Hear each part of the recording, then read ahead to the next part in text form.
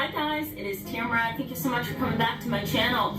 Welcome back. Today we're going to be talking about psychopathic males, and this is the final video on this topic for the month of February.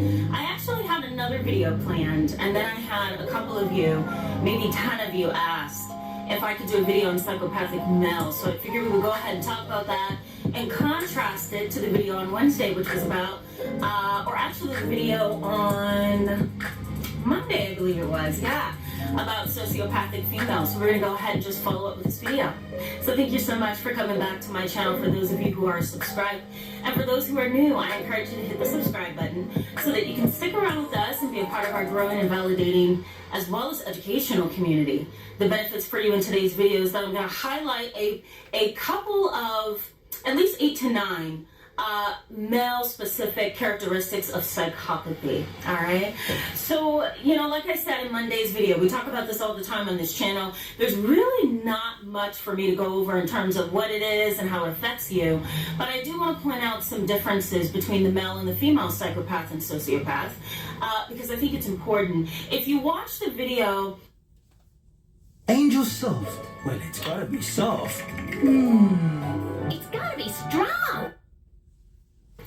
That I did a couple of months ago on psychopathic mothers right up here, and then you go back and watch the video that I did on psychopathic fathers right up here, you're going to see that there are some differences, but there are also some similarities. I'm going to wait for this ambulance to pass.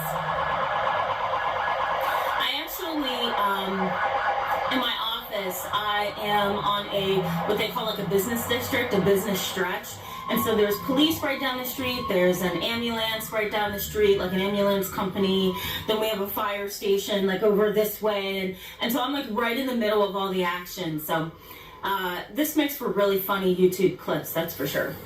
But, so let's just go ahead and get back on track, okay? So there's some similarities and some differences between psychopathic females and psychopathic males, or sociopathic females and sociopathic males, okay? So if you go back and watch those videos that I did, you'll see some similarities, but you'll also see some differences. So I want to utilize this video to kind of talk about the male-specific characteristics that you're likely to see, okay? So the first male characteristic that you are likely to see in a male sociopath is boldness, okay? Boldness, basically a nonchalant, bold attitude that says, I don't care who I offend, I don't care that I hurt you, I have absolutely no empathy, I just want what I want and I want it now, okay? So that is boldness. There's also boldness in terms of no forethought.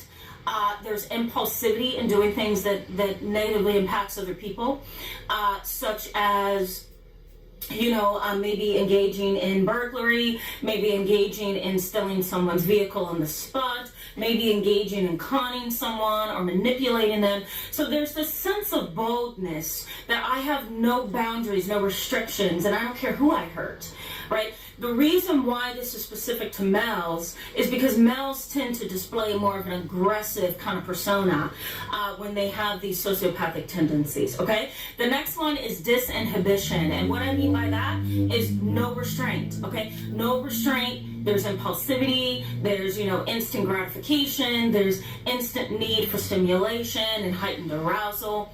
And so because of this, you're going to get individuals who, may rape on the spot, right? They just meet you and you refuse them sexually because you want to respect your boundaries and his boundaries or whatever. And, the minute you try to say, no, I'm not ready for this, right? They may say, yes, you are, and you're going to do what I want you to do. And then, here comes sexual assault or rape, okay? The other way that you can look at disinhibition is, they engage in substance abuse. They may drive very fast and risky. They may gamble and spend money without really being mindful of the consequences. There's no ability to pull back and process and use what we call higher order thinking, right? The ability to make decisions appropriately, to control impulses, right? To weigh the pros and the cons. There's no ability to do that, okay? So the male sociopath tends to be bold, and they tend to have an inability to kind of hold themselves back and process things before they do anything, okay? The next is meanness. Now, there are some female sociopaths who are mean, but for the most part, it mainly characterizes men.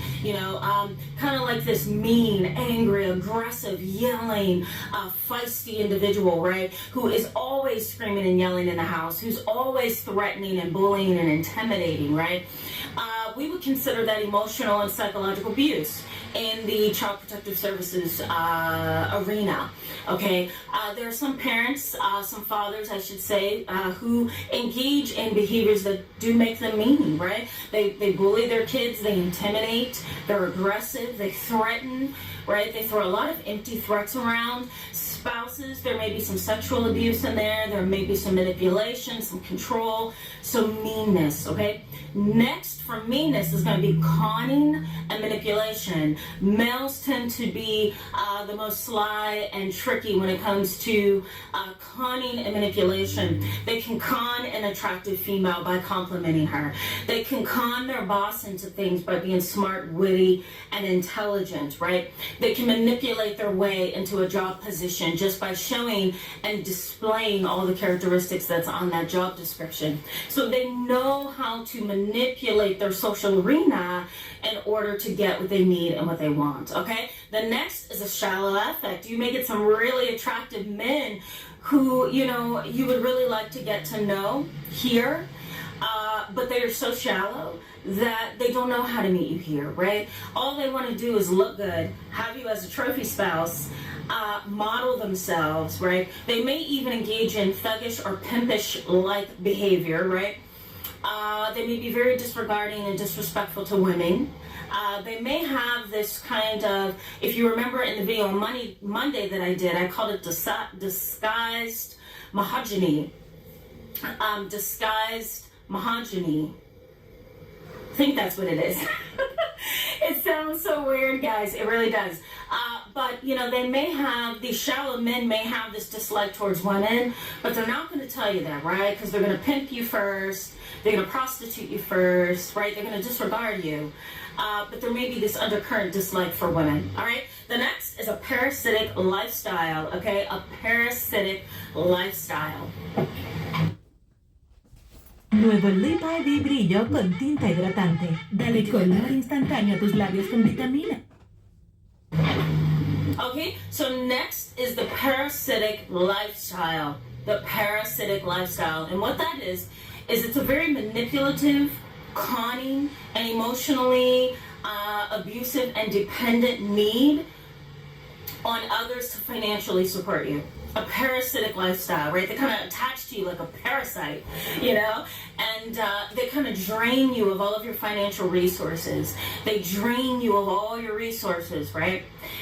And they may do it in a way that's really hard to determine. You may feel that they really need you. You may feel that they really need your financial support right now. And because they're handsome, and because they're charming, and because they're sweet, and because they're loving, and because they know just the right thing to say, you're going to give in. And then they gotcha, right? They've manipulated you at that point. Okay? The next one is promiscuous behavior. Women sociopaths or female sociopaths, as I talk about in this video right up here, they engage in promiscuous behavior as well, but men do as well. And the way that they engage is a little bit different, right? So women may sleep around, they may have several spouses. Men may also have several spouses and several mates, but they also may pimp the woman out, or they may prostitute the woman, or they may sell sex, or they may sex traffic, right?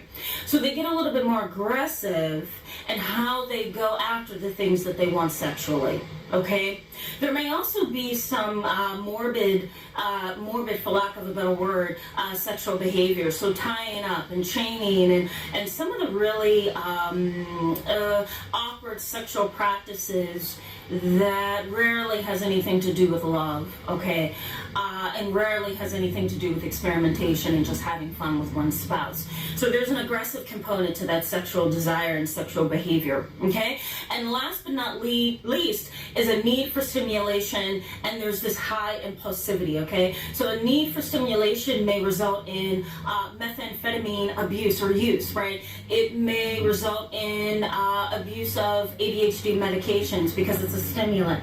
It may result in multiple sexual rendezvous in order to get that feeling of excitement and stimulation, right? So you may have men having multiple affairs. You may have sex trafficking.